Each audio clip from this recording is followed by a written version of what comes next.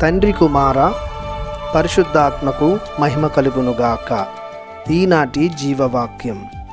కానీ నీతిమంతులు దేవుని యందు సంతసింతురు, వారు మహానందము చెందుదురుగాక.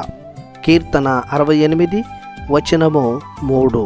ప్రియ దేవుని బిడ్డలారా, సహోదరి సహోదరులారా, ప్రభు నామములో మీకు శుభములు కలుగునుగాక. తండ్రి దేవుని కృపయు ప్రభువైన క్రీస్తునాథుని శాంతియు మీకు లభించునుగాక. నీతిమంతులు ఎవరు అంటే దేవునితో సంబంధం కలిగిన వారు, దేవుని చిత్త ప్రకారం జీవించేవారు, దేవుని వాక్కును ఆలకించువారు.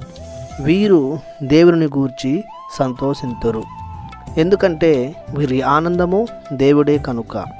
వీరి జీవము మార్గము, వీరు వినే దేవుని మాటలు సత్యము కనుక. వీరికి సర్వము దేవుడే కనుక. పౌలు రోమీయులకు రాసినటువంటి లేఖ 15వ అధ్యాయము 13వ వచనం ప్రకారం దేవుడు వీరికి ఆనందము సమాధానమును కలిగించును. ఉపదేశకుని గ్రంథము 2వ అధ్యాయం 26 ప్రకారం దేవుడు వీరికి విజ్ఞానమును విద్య సంతోషమును దయచేయును. ఉపదేశకుని గ్రంథము 9వ అధ్యాయము 7వ వచనంలో చెప్పినట్లు దేవుడు వీరి కార్యములను సమ్మతించును. కీర్తన 37:4 ప్రభువు వారి కోర్కెలను తీర్చును.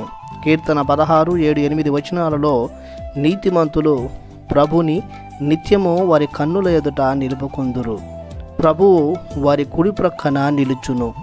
జీవమునకు చేర్చు మార్గమును ఆయన వారికి చూపించును.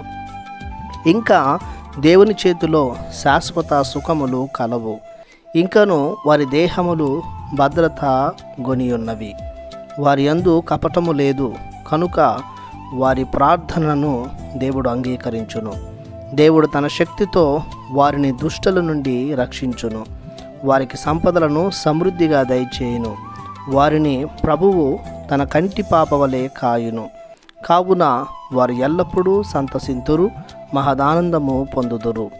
మనమును నీతిమంతమైన జీవితాన్ని జీవించి ఇలాంటి మేలులను పొందుటకు ప్రభునితో సంబంధం కలిగియుండి ఆయనను అనుసరిస్తూ ఆయన చిత్త ప్రకారం జీవించుదాం. ప్రార్థించుదాము. మహాశక్తితో నిండిన మా దేవా, మీ కృపను బట్టి మీకు వేలాది వందనములు, స్తుతులు, స్తోత్రములు చెల్లిస్తున్నాము. మీ నీతిని అవలంబించుకొని నీతిగా, నిజాయితీగా, బాధ్యతగా జీవించే మీ శక్తియుక్తులను మాకు ఎల్లప్పుడూ దయచేయమని నజరేయుడగు యేసుక్రీస్తు నాథుని అతి పరిశుద్ధమైన నామములో బ్రతిమాలి ప్రార్థిస్తున్నాము పరమ తండ్రి. ఆమెన్.